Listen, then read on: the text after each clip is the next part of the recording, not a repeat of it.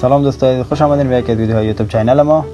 دوستان عزیز، این ویدیوی ما در مورد سفر یک از توریست‌های ایرانی به افغانستان است که یک بار شما هم ریاکشن ببینید که در مقابل مردم افغانستان چه ریاکشن داره، در مقابل خود افغانستان چه ریاکشن داره. اگه ریاکشن‌هاش ببینید، یکی از تنهایی بسیار کوتاه ویدیو رو براتون پلی میکنم، رو ببینید. در موردش براتون معلومات بیشتر بود براتون میدم دیگه.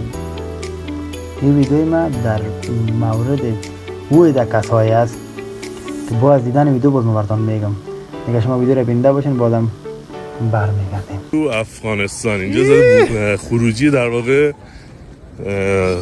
چی اسمش، سرد هوا، یخم زده یه لافیرم. البته هنوز یخم نزده آقا، نترسید.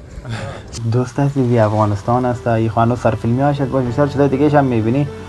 مگم یک اشتباه کردی که تحقیق نباید میدان اوی میدرآمدی. یک خوب با وجود همین زیبایی که افغانستان داره، لالا یگان دود غبار هم داره. مخاطر ماسکت هم بزن که در پسایس مرض گرفته نداری دیگه. باش ببینیم دیگه کجاها را دیدی، دیگه چی چیزها را میبینی. خانم سر فیلمی هاش هست. آقا اینجا باید با پاریس مقایسه بشه. فقط این هتل که نیست، چیه؟ تالاره. جان نفدشم لالا. دوست عزیزم، افغانستان زیبایی زیاد داره. اصلا یک چیزی بیخی، یک گوشه، یک چیز خرد کوچک شکل کنم، چیز بسیار جالب بالا هم نیست. فقط یکی از هتل‌های عروسی ما هست. هتل‌های عروسی ما به زیبایی است. این هنوز اگر ما به جاهای تزیینی و زیبا و پیشرفتش بریم، اون بسیار بالا است. خب هدف گپ ما است که یعنی این قدر که تو مثلا تعجب میکنیم ما تو را ملامت نمیکنیم. بعد یکی از البته در کل هم در عموم هم نمیدونیم ایده از افغانی ما هست که مثلا فعلا هم در ایران هستن یا در ایران قبلا بودن، یعنی چنان افغانی چنان به افغانستان پس رفته و عقب نشین و بسیار خلاصه یک چیز معرفی ساخته پیش مردم ایران که یعنی وقتی که میانی چه چیزا رو میبینن تعجب میکنن، میگن واقعا یعنی در افغانستان هم چه چیزایی هست. به خاطر که افغانی ما تو یک چیز خدا وجود جلوه میکنه که میگن حتما یک پشت یک کوه خسته آماده که اصلا آبادی رو بچشم ندیده دیگه. به تو کدام گفتنی خاص ندارم دوست عزیزم، تو معلومات نیستی، اشتباه از مردم خود ما هست دیگه. باش بازم ببینیم دیگه چی داره دیدی. وقتی از امنیت تو افغانستان صحبت میکنیم میتونید از رو طلا فروشیاش بفهمید. تو بازار طلا فروشا یه دونه مغازه طلا فروشی هم شیشه ضد گلوله یا ریموت در نداره. نمونه طلایی هم که دارن سینریزاش تا نیم کیلو طلا میرسه وزنش، و اینکه طلای اینجا هیچ مالیاتی بهش یا ارزش افزوده تعلق نمیگیره. حدوداً هم 8 تا 10% فقط بهش اجرت میخوره. بیرون بقیه اینجا امنه که هیچ طلا فروشی شما شیشه ضد گلوله یا جلوتر رو بگیر یا در بریم. دوست عزیز، شکر نام خدا ماشاءالله بگویم. فریمونی ما در افغانستان فریمان خوب هر چیز داریم دیگه. از نگاه طلا و جواهرات شکر معدن‌هایش داریم، بسیار فریمان داریم. هیچ از چیزا به خودش مسیره. مگم اگه در مردم گوش نداریم خیر است کم تو ما بریزی میکنه دیگه. خب میگه جنگل هر رقم حیوان بینش پیدا میشه. خب دیگه پا میگذاریم از دروازه. گفتی دوست عزیز، تراس خود ما مردم افغانستان بسیار کس میمان نواز هستیم. این قدر میمان نواز که تو دروازه داخل در دروازه تو پیش نمیمونی که مثلا دروازه پیش کنیم، دروازه بسیار کلان و بسیار فرمایشی و سفارشی بشونیم که نشه که مثلا میمان ما که میایه در پشت دروازه وقتش ضایع نشه، برش مزاحمت نشه. یه از میمان نوازی ما هست دیگه. ببینیم که دیگه چی چیزا در کشور ما، در وطن ما خوش اومد. ریاکشن تا میبینیم، خیر است ما عکس العملات رو ببینیم که دیگه چی عکس العمل نشان میده در مورد کشور ما. این $12,000 بگو 10,000 تا 27 میشه. کیلویی چند میشه؟ کیلو چقدر میافته؟ چه ماجرای خوشگلیه. تخته‌ای سوار میشه بود؟ کیلو $187. زیرو میشه کیلویی بود 200 میشه. کدوم؟ این $10,000. دوست عزیز، ازی هم که فعلا دیده میری ازی لاجورد، ازی هم کس معدنش چی که معدنهایش داریم. شکر الحمدلله بسیار خیر هستیم دیگه.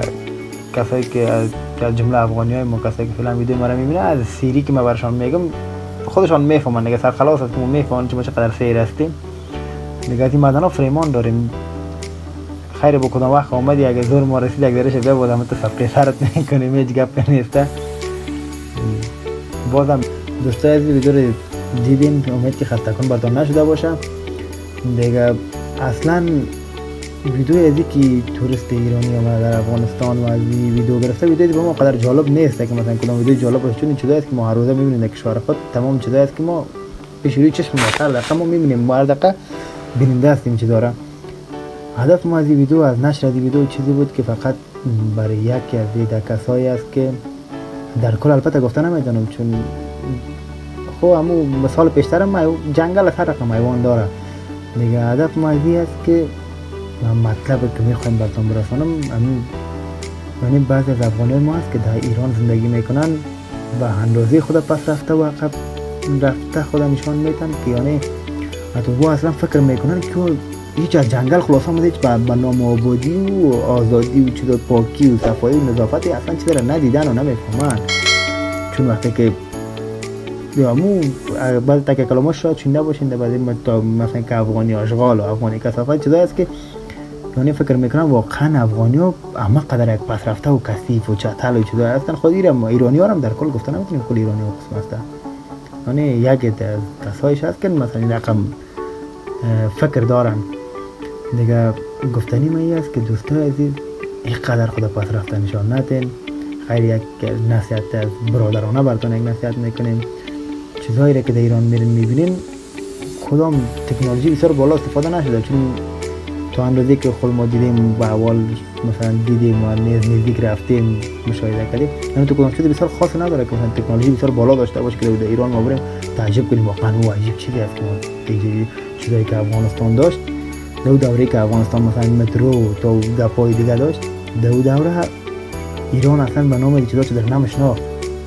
دیگه قدر دوستای عزیز خدا پس رفته و عقب رفته نشان ندیم دیگه. دوستای در عموم با کلتون نگفتیم که مثلا سر کلتون بعد نخوره خفه نشه، این فقط برام کسایی که خودش هم اشتباهات داره خودش در کله خود میخوره خودش میفهمه که با کی گفتیم هدف ما کی بوده دیگه. زیاد گپ نمیدونم که زیاد به درازم نشه، خسته کن براتون نشه. دوستای عزیز ویدیو را دیده باشین، مشاهده کردین. اگر ویدیو ما خوشتون آمده باشه به حمایتتون ضرورت داریم. همه قسم ویدیو ما را حمایت کنین و چینل ما حمایت کنین، چینل ما رو سابسکرایب کنین، حتما لایک و کامنت فالویاتون نروه دیگه. انتقادات و پیشنهادات اگر چیزی داشتین در کامنت برای ما بنویسین تا ما بتونیم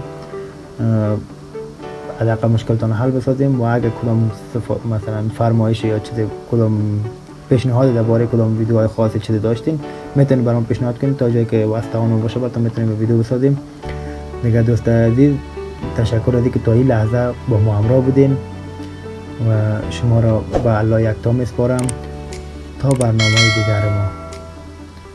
الله حافظ و مددگارتان.